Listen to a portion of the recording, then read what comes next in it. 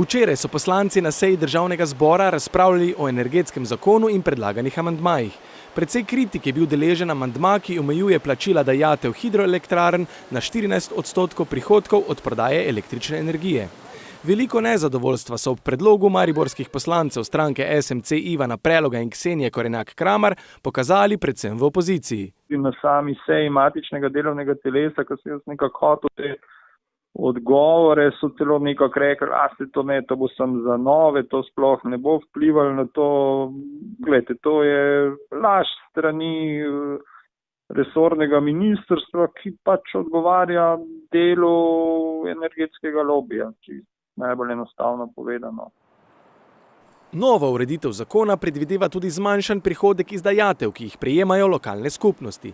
Z uveljavitvijo tega zakonskega predloga bi tako največ izgubile prav občine. Nadomestila so doslej v pretežni meri ostajala v regijah, po novem naj bi ostala hidroelektrarnam oziroma lastniku, holdingu Slovenske elektrarne, ki bo lahko samostojno odločal o smeri tega denarja. Zadeva močno diši po vnovični centralizaciji naše države. Pa je bil že dogovor po tretjini mandata dosti izčrpavanja dravskih elektrarn, naj se uresniči napoved o prenosu sedeža holdinga Slovenskih elektrarn, pa so pol počepnili v Ljubljani. Glede, zelo preprosto povedano, dvakrat ne bi prišli na glasovanje ali bi pa glasovali proti v državnem zboru, pa bi Cerar pritekel v Maribor. A veste, to je tudi neka odgovornost poslank in poslancev, ki izhaja iz 82. člena Ustave, ker zelo jasno piše, da nismo vezani na nobena navodila. Ob problemu centralizacije pa sprememba zakona odpira tudi vprašanje obvodnega financiranja zgrešene naložbe v 6. blok termoelektrarne Šoštanj. Odziv javnosti tako ni presenetljiv. To ni to centralizacija, na kjer smo rekli beg s tem, nekde smo šimfali Beograd, danes pa Ljubljano, tako da... Ja, to se mi ne zdi v redu, ker mora se država razvijati decentralno tudi, ne? To se pravi, morajo tudi ostale regije imeti prosperiteto in razvoj, tako da. To pa je absurd. Ko je že tako reven Maribor, pa še ga moraš. To je ravno tako, da bi familija, ko že komaj preživlja, pa še bi obremenil. Se to ne gre.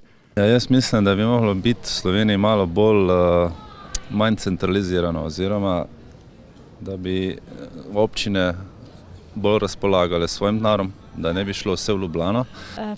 Zelo mi je žal tega, mislim, da glej. Tam ves kapital, da tako rekoč rečemo, gre tja v Ljubljano, kaj pa ti tam to ostane? Vedno večja revščina dobesedna, ne? Dol z vlade vsi, pa mlade gor vlado. Prav zaradi tega ima opozicijska Združena levica popolnoma jasen cilj.